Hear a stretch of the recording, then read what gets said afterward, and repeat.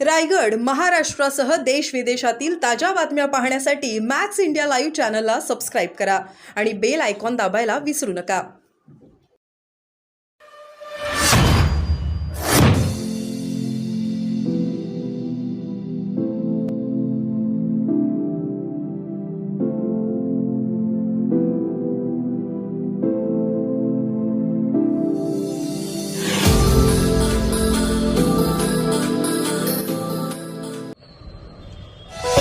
महिलांबद्दल जर कोणी अपमानास्पद बोलत असेल तर निश्चितच त्याचा निषेध आपण केला पाहिजे या विचाराची मी आणि काँग्रेसचे लोक सुद्धा आहे. परंतु कायम महिलांचा अनादर करणे, अतिशय खालच्या पातळीचं बोलण्याचं काम कायम भाजप पक्ष करतो. त्यांना नैतिक अधिकार आहे? महिलांची बाजू घेण्याचा नैतिक अधिकार आहे का, हा प्रश्न मला कायम भेडसावत असतो.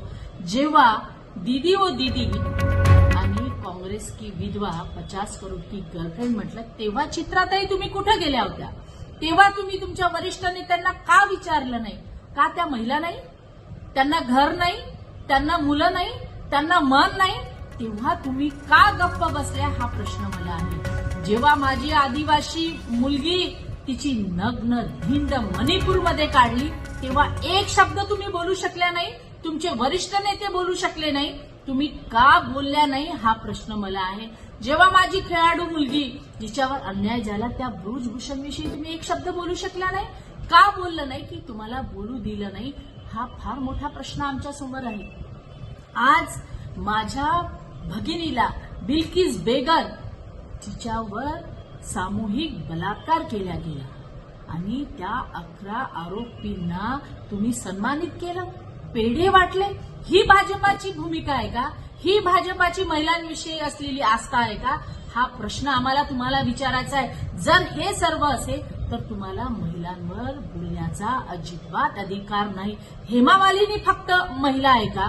आम्ही सुद्धा सांगितलं की आम्ही महिलांच्या बाजूने आहे, परंतु शेवटच्या टोकाची महिला सुद्धा आमच्यासाठी तितकेच महत्व ठेवते, तितकीच ती आमच्यासाठी महत्वाची आहे, हे मला तुम्हाला सांगायचं आहे. तुम्ही राहुल गांधीवर बोलता, चित्रातही तुम्ही तुमची पात्रता तपासून बघितली पाहिजे.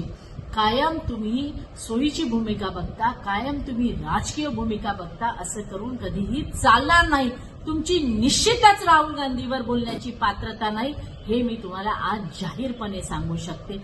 सोनियाजींवर बोललं जातं, अनेक अशा महिला आहे ज्यांच्यावर बोललं जातं, तेव्हा मात्र तुम्ही गप्प बसता आणि सोयीच्या राजकारणासाठी पुढे येता. हे जास्त दिवस चालत नाही.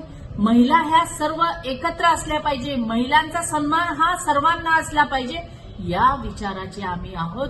आणि म्हणून माझा तुम्हाला सल्ला आहे की तुम्हाला कदाचित तुमच्या पक्षामध्ये बोलण्याचा अधिकार नसेल तर चित्राताई तुम्ही कायम हा पुळका आणू नका. माझा तुम्हाला सल्ला आहे की जर त्या पक्षामध्ये मान सन्मान नसेल तर तुम्ही समजू शकता मला काय म्हणायचं आहे.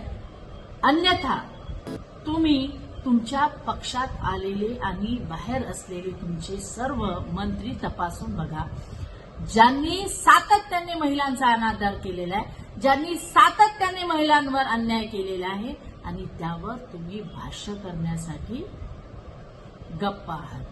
आणि ते का आहे ही भूमिका तुम्ही ज्या दिवशी स्पष्ट कराल त्या दिवशी तुम्ही महिलांसाठी बोलण्यासाठी पात्र आहे असं मी समजेल. अन्यथा तुम्ही महिलांवर अजिबात बोलू नका, कारण तुमची जी भूमिका आहे ती सोयीची आहे, राजकीय आहे, आणि म्हणून तुम्हाला नैतिक अधिकार नाही. हा माझा तुम्हाला मोफतचा सल्ला आहे की तुम्ही यानंतर महिलांवर बोलू नका.